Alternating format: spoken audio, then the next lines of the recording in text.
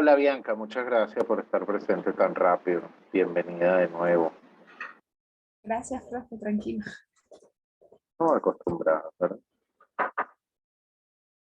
Ok, me había quedado entonces en la resolución número 3 del año 2021, de fecha 12 de mayo de 2021, ¿no? Valga la redundancia. Sí, Y sí, que profe. en esta resolución la sala plena, Tribunal Supremo en pleno, resolvió que los jueces utilizasen toga durante sus actos. Sin embargo, desde que comenzó la vigencia de la Ley Orgánica Procesal del Trabajo, se implementó esta práctica para jueces y secretarios actuantes en las audiencias públicas y contradictorias. Si bien no está formalmente ordenado en la ley el uso de togas para los abogados, cada circuito judicial las exige, muchos sustentados, muchos con piso en decretos internos, y esto es como un requisito. ¿Para qué? Cónchale, ¿vale? Para exaltar la justicia, con ello darle un tratamiento de solemnidad a este tipo de actos, y que sin más lo que se trata es de enaltecer y obsequiar a nuestra profesión como la administración de justicia una gala, un acto protocolar. Yo pienso que se lo merece. Entonces, eh, ya las partes, parte actora, parte demandada ante el juez de juicio, ¿qué pasa? Bueno, existe más o menos un rito implementado para esta fase. Alguien tiene por ahí un micrófono abierto, perdón. Un rito más o menos implementado para esta importante y formal fase del procedimiento laboral. Hay salas acondicionadas para esos efectos. Las salas de aquí de Caracas son muy bellas. Lamentablemente, desde hace varios años van palo abajo, como quien dice, porque no hay aire, pero bueno, en su momento era de verdad un orgullo estar allí. Y bueno, se constituye el tribunal integrado por el juez o la jueza, según sea el caso, con la secretaria o el secretario, el alguacil o la alguacil. Me gusta ese alguacil, de verdad que no me gusta cómo suena. Y bueno, las partes las sientan frente al estrado, con una especie de ritualidad, al, de izquierda a derecha, sentados más o menos como en sentido del reloj, a la parte actora del lado izquierdo, a la parte demandada del lado derecho. Puede entrar todo el público que lo desea, y previa a esta instalación del acto, se le encarga al alguacil, quien es supervisado por el secretario, dónde se van a sentar las partes, que tengan el uso de la toga, que por favor no coloquen grandes cosas, tengan los celulares apagados, y todo este tipo de cosas. El público también, pues, que esté acondicionado, tenga tal, menos, ahorita por temas de COVID, entonces colocarán típico una silla de por medio, si hay mucho público, si es que hay público en este momento para la celebración de la audiencia de juicio. Y entonces, pues, la Ley Orgánica Procesal del Trabajo dispone expresamente que las audiencias de juicio y superior se deben reproducir en forma audiovisual. Es decir, está siendo usted filmado durante ese proceso. Ahora no dejan entrar el público, dice Carlos. Sí, me imagino. Y aparte que han habido bastantes casos ahí de COVID. Sí, qué lamentable. Pero bueno, esperemos que esto pase, que esto pase. Ok. Este, el legislador, pues, indica que esa reproducción audiovisual, ya bien sea del juez de juicio o el juez superior, debe ser repetido en la instancia superior en un sobresellado, o medio electrónico de reproducción, para que el Tribunal Supremo de Justicia, la Sala de Casación Social del Tribunal Supremo de Justicia o eventualmente el Tribunal Superior pueda ver las actuaciones, tal cual una película, pues una filmación, que se celebraron durante el juicio oral. Eh, y en casos excepcionales no se puede, y justificadas, si no hay manera de reproducir el juicio, pues se dejará constancia en el acta respectiva y que, mira, no había luz, y igualito, pero como para reproducir, la cámara se dañó, y bueno, eso lo debe dejar en constancia el juez, y bueno, está refrendado por las partes, secretario, y todo el mundo firmará allí, y lamentablemente no habrá, pero en todo caso se debe celebrar. Entonces, tenemos esa potestad inquisitiva del juez laboral que dispone el artículo 152. Una vez que el juez constata la presencia de las partes y sus apoderados, pues le debe indicar al secretario que de lectura o que informe cuál es el objeto del acto, por qué están allí reunidos, quién es la parte actora, quién es la parte demandada. Previamente el alguacil hace más o menos un anuncio, pero es un anuncio muy sencillo, que es únicamente pues para los efectos de iniciar la grabación.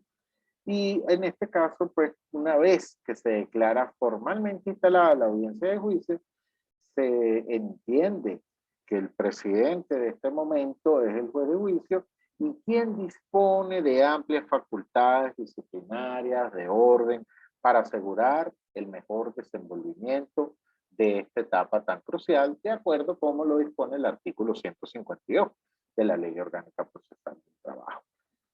¿Qué es lo que dispone? Ya vamos a hablar en el tema número 11 acerca de cuando veamos los medios de prueba en particular, que el juez de juicio, de acuerdo con el artículo 103, tiene la potestad de interrogar a las partes sin necesidad de tomarles un juramento formal. En el momento que ya entra en esa sala de audiencia de juicio y se declara instalada esta, se entiende juramentada, tanto trabajador como empleador, para preguntar al juez las preguntas que a bien tenga por formularle. Esto es más que todo una expresión de esa humanización del proceso y sobre todo pues un acto de realismo procesal como de jerarquía en cuanto al Poder Judicial y también de rectoría del juez en el proceso. Como hablamos antes, en el punto tercero, el juez debe ejercer seriamente su función. Esta es una función protagónica donde él es un servidor público al servicio de la justicia. Justicia que de acuerdo con nuestro ordenamiento constitucional emana de los ciudadanos. Esto es una manifestación de la soberanía popular y así debe entenderlo este señor. Por ese motivo debe velar principalmente por el debido proceso, el derecho a la defensa, actuar proactivamente bajo esa óptica de humanismo procesal que tantas veces lo digo, debe ejercer ese rol de director del proceso, debe ser un hombre o una mujer sereno, autónomo, cuanto digo yo siempre me atraco esa autonomía, equilibrado e imparcial. A lo cual también me gustaría agregar que no debe tener miedo al cónchale. Juez con miedo eso es lo peor del mundo, que tenga miedo de decidir, que tenga miedo, que es cierto, las decisiones judiciales siempre están en escrutinio público. Es así, el juez debe convencer a un auditorio universal, oye, pero no por eso usted va a estar tenga miedo. Entonces no sea juez, no esté allí si tiene miedo. No en vano, Eduardo Couture, uno de los procesalistas iberoamericanos más importantes de la historia, pues dice, el día que los jueces tengan miedo, ningún ciudadano podrá dormir en paz. Entonces, bueno, ya tenemos instalada nuestra audiencia de juicio, ya tenemos a las partes allí presentes, el secretario leyó el motivo de la audiencia, dijo las pruebas que están allí, todo eso. Ya las partes entonces deben exponer sus alegatos iniciales. Alegatos iniciales, alegatos orales iniciales, argumentación inicial, como ustedes le quieran decir, y ya no se podrán admitir hechos nuevos durante esta etapa. Oigan, chicos, quiero decirles algo muy claro. Los hechos que van a indicar en ese momento en que se abra la audiencia oral deben ser los mismos que están contenidos dentro del libelo de demanda, en el caso de la parte actora, y dentro de la contestación a la demanda en el caso de la parte demandada. No deben ser hechos diferentes ni transformados, ni tampoco hablar de lo que ocurrió en la audiencia preliminar, porque cuando, como les dije, cuando vimos la audiencia preliminar es como Las Vegas. Lo que pasa en Las Vegas se queda en Las Vegas. Y lo que pasó en la audiencia preliminar se queda en la audiencia preliminar. Es como que muy desleal decir en la etapa de juicio, no, es que a mí la demandada me ofreció tanto y ahora estamos en juicio y no me quiero presentar. Oye, para eso es que hablamos que existe un principio o una adecuación o una excepción del principio de publicidad de los actos procesales en la etapa de la audiencia preliminar. Pero bueno, estamos en los hechos, en la alegación de los alegatos iniciales, y en la práctica el juez otorga a cada uno de los apoderados de las partes un plazo razonable de 10 minutos, más o menos en general, para que expongan oralmente sus argumentos de hecho y de derecho, los cuales deben ser los mismos contenidos en el nivel de demanda, y en su contestación, reitero, no se permite en esta etapa alegar hechos nuevos. No se permite. Los alegatos iniciales vienen a perfeccionar, son los hechos plasmados por escrito que acabamos de decir. En esta primera oportunidad del juicio oral, no se trata, jóvenes, de un ejercicio de oratoria o exhibición forense y tal, donde no, que el pico de plata y tal. Las alegaciones iniciales es el momento donde usted debe razonar jurídicamente los hechos y encuadrarlos dentro del derecho. De allí que el alegato oral inicial es un acto de comando.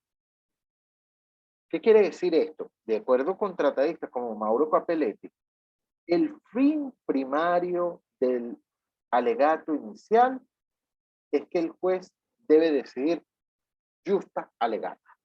Es decir, se le debe determinar al juez los hechos y el derecho para que éste indique con fuerza vinculante los hechos que van a constituir la fuerza fáctica de su pronunciamiento. Es decir, ¿de qué? De su sentencia. El juez debe decidir conforme a lo alegado y probado en la audiencia de juicio. Esta exposición inicial es un acto fundamental donde se le deben dar los hechos al juez para que los encuadre en el derecho. Y luego demostrar la ocurrencia de los hechos alegados. No es que usted se va a aprender a caletre lo que dice el nivel de demanda y va a hacer entonces ahí un ejercicio de oratoria forense, como que un caletra ahí, no, porque mi representado comenzó de fecha tal y se fue despedido de fecha tal, es su salario. No, por favor, argumente, diga, convenza.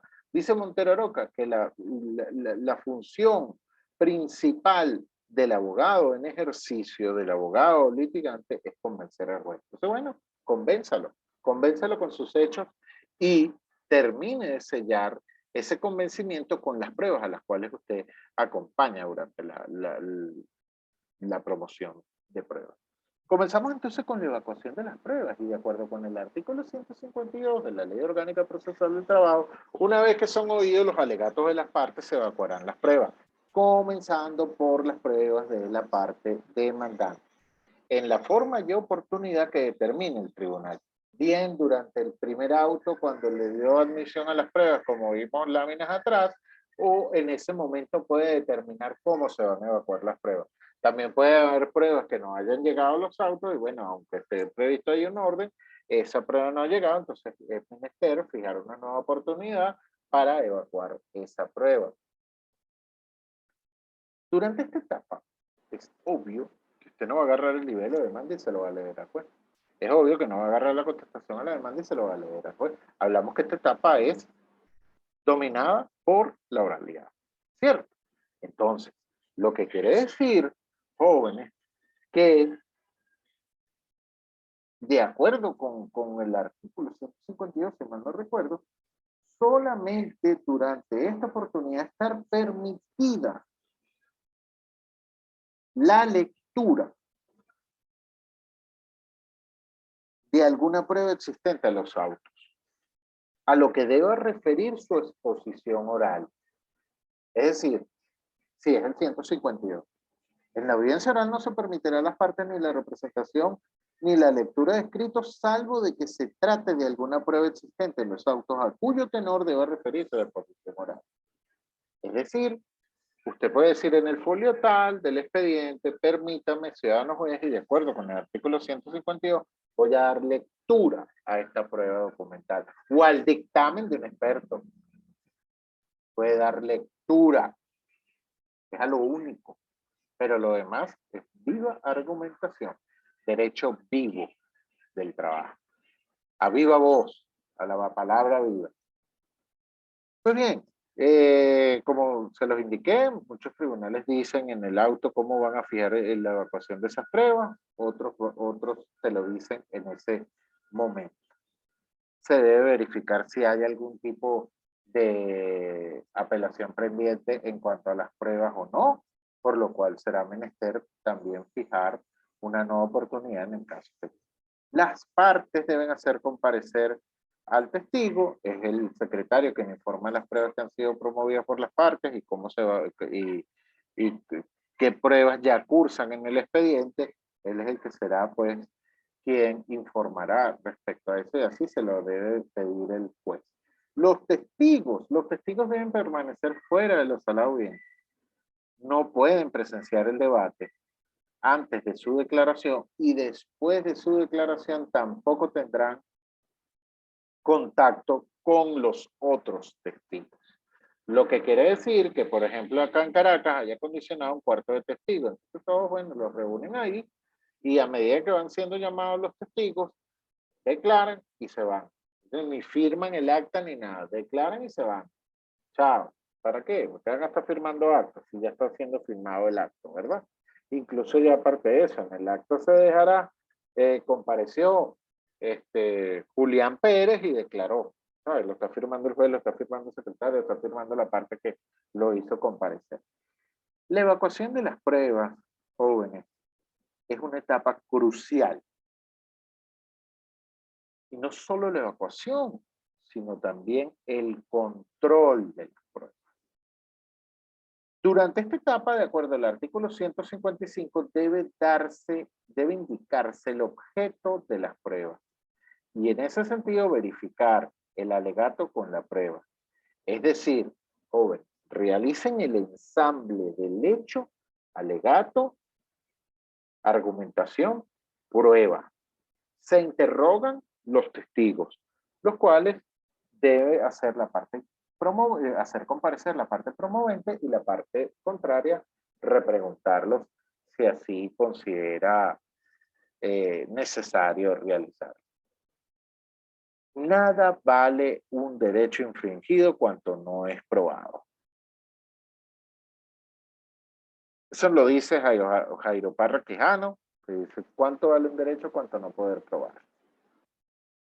Durante esta etapa es vital la inmediación y la inmediación de la prueba, pues parte, prueba, juez, contraparte. Esta dinámica constituye, pues, el éxito o el fracaso de los juicios. Por eso acá yo les coloco a uno de los filósofos más adelantados de su época, como Jeremías Bentham, que sostuvo el arte del proceso no es esencialmente otra cosa que administrar el arte de las pruebas. ¿Se puede prolongar la audiencia de juicio? Acabo de decirle que si hay una prueba de informe pendiente, una prueba aún por practicar, una prueba que aún no se ha evacuado, pues se buscará una nueva sesión de esa audiencia de juicio, entendiendo esa audiencia de juicio morfológicamente como una sola audiencia. El juez de juicio podrá, dice la ley, autorizar o la prolongación de la audiencia una vez vencidas las horas de despacho, incluso, hasta agotarse el debate si así lo consigue. Si no fuere posible la audiencia fijada para agotar completamente el debate, este continuará el día del siguiente y cuantas veces sea necesario hasta agotarlo, nos dice el artículo 157.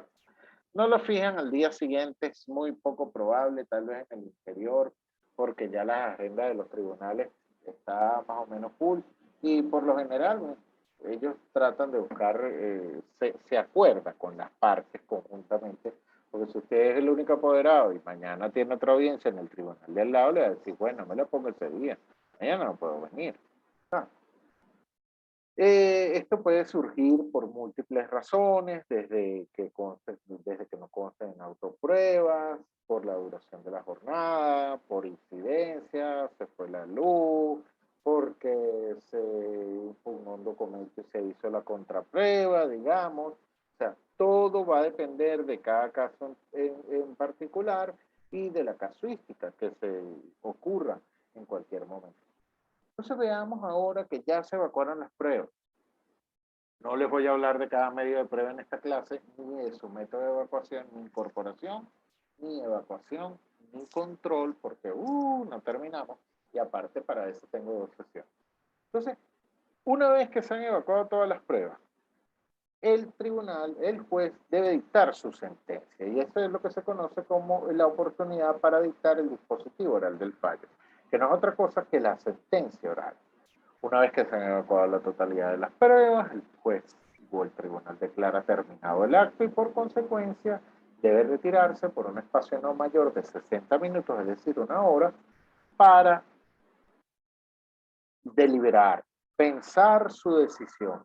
En ese momento las partes deben permanecer en la sala de audiencia, no se pueden ir, deben permanecer en la sala de audiencia, serán custodiados por el alguacil y de vuelta el juez debe dictar el dispositivo del fallo, indicando con una síntesis clara, precisa, lacónica, más o menos los motivos de hecho y derecho en los cuales se basa la decisión. Y reducir esto a una pequeña acta en cuanto a su dispositivo en forma escrita. Es con lugar, sin lugar, parcialmente con lugar, tal. Ese tiempo de 60 minutos a lo que se refiere la ley no es otra cosa más que un tiempo para deliberar la conclusión del fallo en su forma dispositiva. Como bien ustedes seguro vieron en procesal civil y los requisitos de la sentencia y todo esto, la deliberación es uno de los requisitos intrínsecos de toda sentencia. Esto no es más que un proceso íntimo, secreto, reservado a la conciencia del juez. Y aquí recuerdo pues a Francesco Carneluti siempre, que define a este proceso intrínseco, reservado a la conciencia del juez, como la soledad del decidente. Y él pregunta, ¿qué significa esta soledad? Refiriéndose al juez. Ahora él no puede contar más que consigo mismo. Él está solo.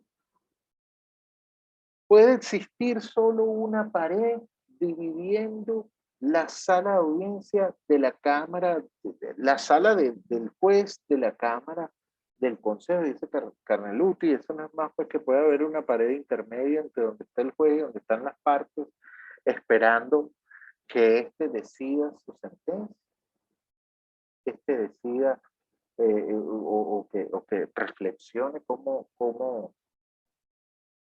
va a decidir la causa. Esto para iniciar y atravesar un umbral que es como si entrase en otro mundo, o debería serlo, dice Carnegie. Si este señor comprende su valor. Carneluti al final, dice, quiero decir que cada uno de nosotros en la rendición de cuentas está solo con su miseria. Bastante romántico esto, pero se los dejo siempre a mis alumnos para que lo piensen. ¿Por qué? Porque la angustia de decidir que debe tomárselo a pecho el juez está allí solo y tiene una responsabilidad enorme, entra en ese umbral, en ese otro mundo, tiene una responsabilidad con su país, con los ciudadanos, con la soberanía popular. Así deben verlo y así tendríamos una mejor administración de justicia si en efecto lo vieran los jueces. Pero también puede diferir el pronunciamiento oral del fallo. si dice, wow, no, este caso está muy difícil y por esa razón el artículo 159 de la Ley Procesal del Trabajo indica que en casos excepcionales, por la complejidad del asunto que se debate, por causas ajenas a la voluntad del juez, por fuerza mayor, el juez de juicio podrá diferir por una sola vez la oportunidad para dictar sentencia y puede diferirlo por un lapso no mayor de 5 días de despacho siguientes a dicha resolución, dice la ley, por un lapso no mayor de 5 días hábiles, después de evacuar las pruebas. En todo caso, debe dictar un auto expreso o determinar en esa misma fecha la oportunidad en que se va a dictar el dispositivo oral del fallo. Es decir, darle la certeza a las partes cuando van a concurrir nuevamente al tribunal para oír la sentencia oral. Por lo general, en la práctica, los jueces informan inmediatamente. Al terminar la audiencia de juicio, dicen, miren, el caso que ustedes plantean tiene una cierta complejidad, me parece dificilísimo, me parece medianamente difícil, o el tribunal simplemente se acoge a la parte final del 159 de la LOPTRA y por tal motivo fija la oportunidad para decidir tal día, que es dentro del lapso que se establece la ley, y la carga es única del juez. Por eso acá también hay una evolución jurisprudencial acerca de la incomparecencia de las partes respecto a la oportunidad para dictar el dispositivo oral del fallo. Inicialmente se comenzó a aplicar las consecuencias jurídicas a la incomparecencia de las audiencias en general. Sin embargo, la jurisprudencia fue ajustando y determinó que en esta etapa no hay carga procesales de las partes. Ya ellos asistieron, ya ellos alegaron, ya las partes probaron, ya las partes controlaron. Es decir, no tengo más nada que hacer. ¿Para qué me vas a hacer a ir a mí a oír un dispositivo oral si ya yo cumplí con todos los fases del proceso? Si me es adversa la decisión, apelo. Y si me es favorable, me quedo feliz, me quedo tranquilo esperando que el otro apele o no. O si la decisión no es clara, entonces, bueno, solicito la aclaratoria de la sentencia. Ok, entonces así encontramos la sentencia número 9 del 20 de enero de 2012, la cual les dejo acá y les dejo la máxima, que es la misma que está más arriba. Sin embargo, yo para facilitarles un poco el trabajo, les pongo hasta las máximas principales de la sentencia y les dejo pues allí reflejado la máxima donde se establece en ese momento un carácter vinculante para los tribunales de la República, donde se les dice que no hay necesidad de que las partes comparezcan a la oportunidad del dictamen del dispositivo oral, so pena de la aplicación de las consecuencias jurídicas. Dictó el juez la sentencia oral, entonces nace otro lapso, y este otro, vencido como sean los 5 días de dictamen de la, o inmediatamente que lo dicta, perdón. Nace el lapso o la oportunidad para dictar la sentencia escrita. Y entonces regula el artículo 159 que este lapso de 5 días siguientes para dictar la sentencia escrita es, una vez que se dicta la sentencia oral, el juez dispone de 5 días siguientes, de despacho siguientes, para producir su sentencia en extenso, es decir, su sentencia escrita contentiva de los fundamentos de hecho y de derecho en que se basa la decisión. Es decir, la publicación de la sentencia escrita. En este lapso, durante que se debe publicar esta sentencia, una vez que se publica, se debe establecer, pues se debe documentar el fallo, agregarla en expediente y haciendo expresa mención del día y la hora en que se agreguen, que se engrapa al expediente por parte del secretario. Ustedes verán una nota marginal por los general, o debajo de la firma. El secretario firma nuevamente. Al igual que en el procedimiento civil venezolano, de acuerdo con el artículo 243, la sentencia laboral sigue esa misma esencia. Sí, pero sin la necesidad de esta narrativa extensa, que vino fulano, vino mengano. No, debe seguir esa forma en cuanto a la sentencia escrita, porque si no sería nula. No obstante, acá debe ser en términos claros, precisos, lacónicos, sin necesidad de narrativa, ni de transcripciones de acta, ni de documentos que consten en el expediente, pero debe contener lo que dispone el artículo 158, 158, 159, 150. Pues la identificación de las partes o apoderados, los motivos de hecho y derecho en los que se basa la decisión, así como la determinación del objeto de la cosa sobre el cual recaiga la decisión, pudiendo ordenar el juez, pues, si lo considera necesario, una experticia complementaria del fallo, en este caso con un único experto, el cual es designado también por el tribunal. Entonces, usted no entiende la sentencia, no quiere que haya un error de cálculo, ¿qué es lo que va a hacer? Bueno, solicitar una aclaratoria de la sentencia. Esta es la aclaratoria de la sentencia. Si ustedes la buscan en la Ley Orgánica Procesal del Trabajo, ya la pueden quitar de su escritorio donde la tenía, no está prevista dentro de la ley. Está previsto dentro del artículo 252 del Código de Procedimiento Civil. Y esto es lo que quiere decir que después de pronunciar la sentencia definitiva o interlocutoria, el tribunal no puede revocarla, ni reformarla, ni nada. Aunque por allí hay una sentencia que dice que sí, que si hay un error y el tribunal se da cuenta puede acomodarle y tal. Ahora, esto quiere decir que las partes podrán solicitar la aclaratoria de puntos dudosos, salvar omisiones, rectificar errores de copia, referencia, cálculo.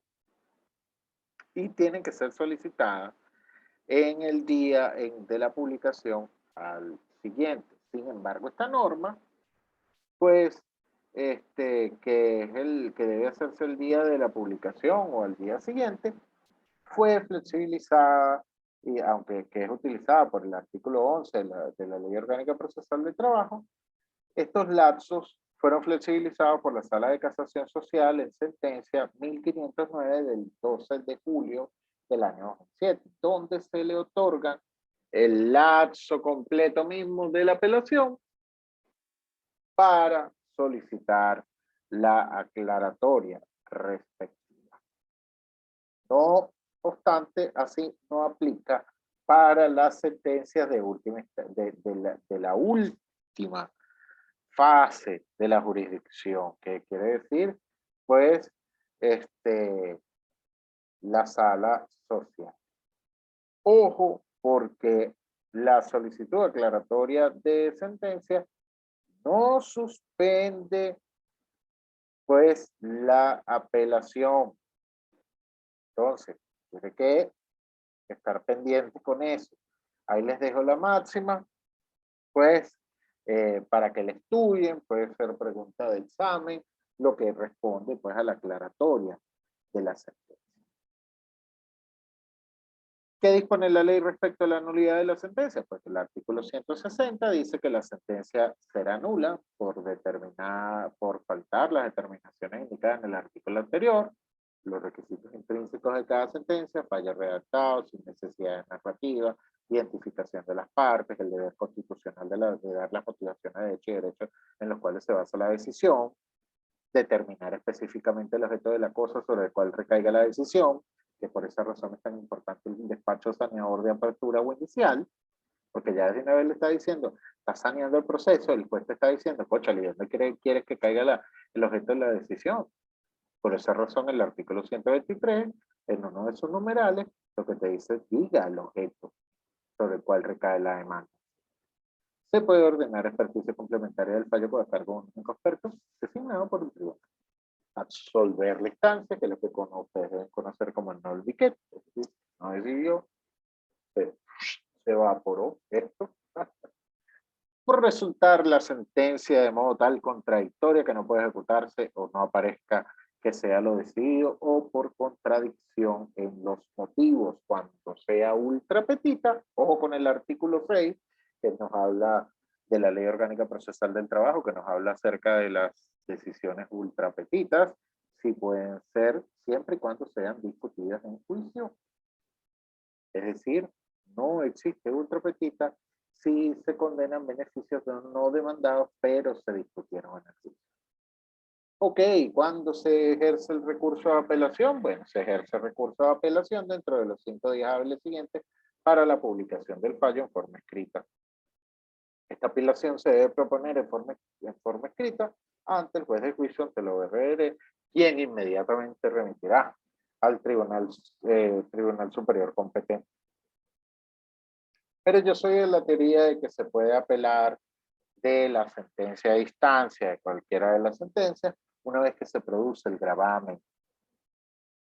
Es decir, dictado el dispositivo oral del fallo, usted puede apelar porque ya hay gravamen.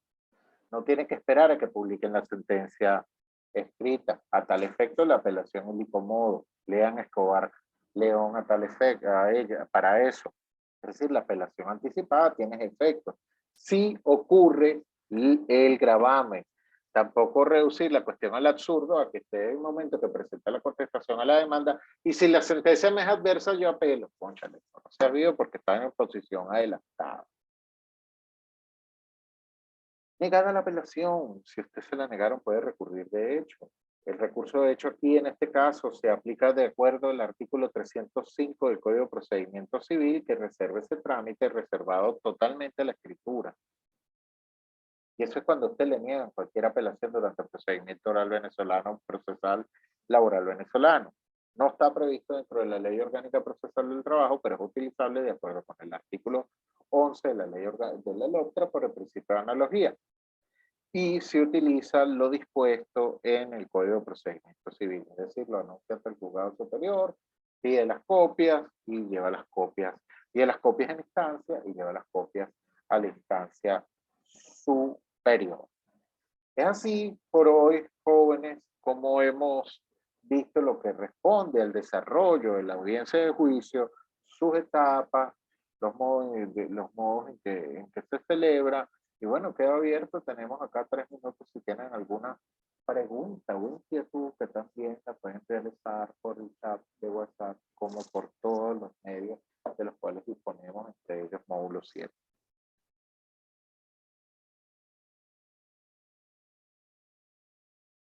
¿Están presentes? Bianca. Profe, Adelante, ¿quién habla? Brigitte Gómez. Hola, Brigitte. Hola, profe. Yo no tengo preguntas en la clase, pero quería hacer una pregunta referente al trabajo de la semana próxima. Ajá. Les voy a enviar, y claro, lo voy a poner ahí bello en el módulo 7, les voy a enviar una tarea que va a ser realizar un despacho saneador. Les voy a enviar un nivel de demanda y ustedes verificarán si cumple con los requisitos del artículo 123 y si observan que falta alguno, dictan el despacho saneador. Si observan que el nivel cumple con las características previstas en el artículo 123, simplemente lo admiten. Ahí quedará y entonces lo evaluamos.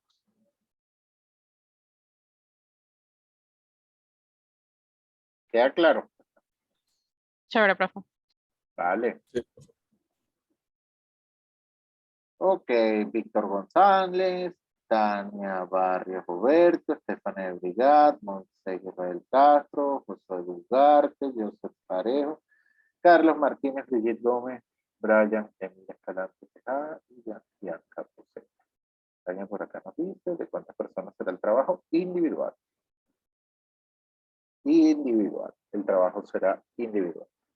Entonces, pues bien, todo claro. Nos oímos en la próxima clase. Estamos siempre presentes por el chat de WhatsApp. Y bueno, para mí fue un placer. Me gustó mucho la clase.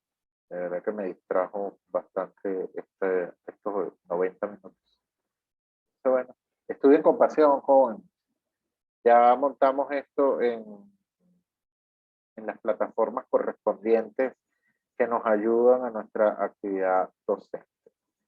Sin más, muchísimas gracias y como siempre se los digo, estudien con pasión, vayan adelantando la materia, parece fácil y no se confíen. Hasta luego. Hasta luego, profe. Hasta luego, profe.